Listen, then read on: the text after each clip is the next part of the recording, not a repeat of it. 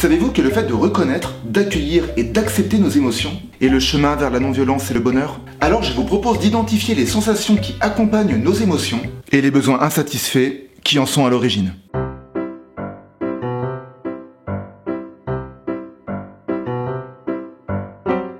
Avant de vous parler des besoins qu'expriment nos émotions, nous allons commencer par faire un petit tour dans notre enfance. Non, pas mon enfance. J'ai pas eu d'enfance. Tant que notre cerveau n'a pas atteint sa pleine maturité, vers 20 ans environ, certains chercheurs affirment même vers 30 ans. Ouais, vas-y, dis tout de suite que je suis un gamin. J'ai 40 ans et ma femme, elle me dit que je suis un vrai gamin. Hey, moi je suis un vrai gamin et je m'en fous. Bref, les processus de gestion des émotions ne sont pas, comment dire, tout à fait opérationnels. Du coup, l'enfant a des difficultés à maîtriser et à contrôler ses réactions émotionnelles.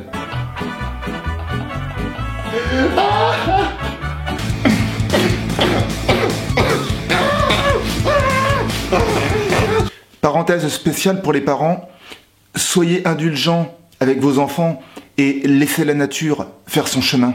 C'est normal qu'ils pètent un câble parfois. L'apprentissage du langage des émotions, qui n'est pas forcément le plus facile, permet à l'enfant d'apprendre à gérer son stress, à gérer son agressivité et à exprimer ses affects.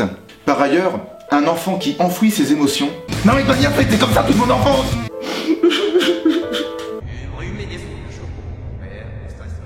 Oui voilà, n'apprend pas à tenir compte de ce que lui ou les autres ressentent. Dans ce cas, l'enfant ne développe pas d'empathie et pas de bienveillance. Ni pour lui-même et ni pour les autres. Ouais d'accord quoi, c'est comme ça qu'après on retrouve des névrosés, des personnalités toxiques à l'âge adulte. Ouais, merci papa, merci maman hein. Moi je connais pas cette situation, mes parents ils sont trop cool. Ouais de manière pour toi tout est cool.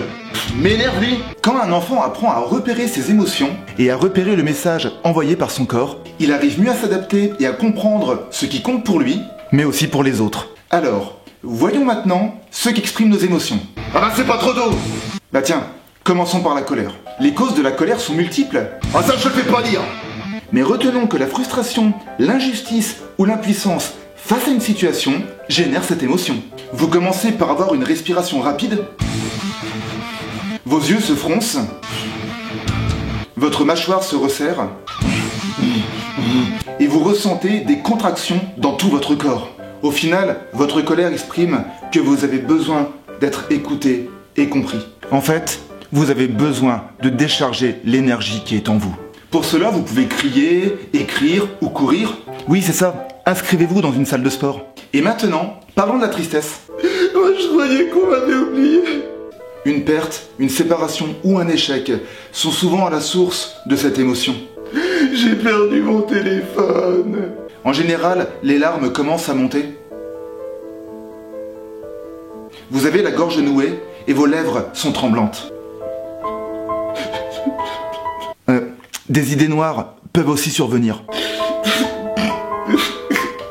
Cette émotion vous montre que vous avez besoin de réconfort et d'amour. Et elle vous montre aussi que vous devez accepter les événements tels qu'ils sont. J'y arrive pas. Allez vous payer un massage ou allez parler à votre meilleur ami. Et si vous n'avez pas d'amis, parlez à la personne qui vous fait le massage. Et maintenant, passons à la peur. Un danger, l'inconnu ou une image négative peuvent vous créer cette émotion. Dans cette situation, vous commencez à avoir des sueurs froides. Vous avez une montée d'adrénaline et votre rythme cardiaque s'accélère. En fait, la peur vous montre que vous avez besoin de protection et d'être rassuré. Pour cela, vous pouvez faire des exercices de confiance en soi pour réguler cette émotion. Pour finir, passons à la joie. Merci, merci, merci. Lorsque vous êtes émerveillé, que vous atteignez vos objectifs ou que vous faites de nouvelles rencontres, la joie vient frapper à votre porte intérieure. Il y a quelqu'un là-dedans? Elle vous procure de l'enthousiasme et vous donne une respiration ample. Et le bien-être que vous ressentez vous donne un sentiment de paix sans égal. Cette émotion vous montre que vous avez besoin de partager et de créer des liens avec des nouveaux individus. On peut donc en conclure que la joie est une émotion vraiment positive. Merci à vous, merci à vous. Trop d'honneur. Oh non, je suis négatif. Comme vous avez pu le constater, chacune de nos émotions ont leur importance. Elles nous permettent de nous construire et de gagner en maturité.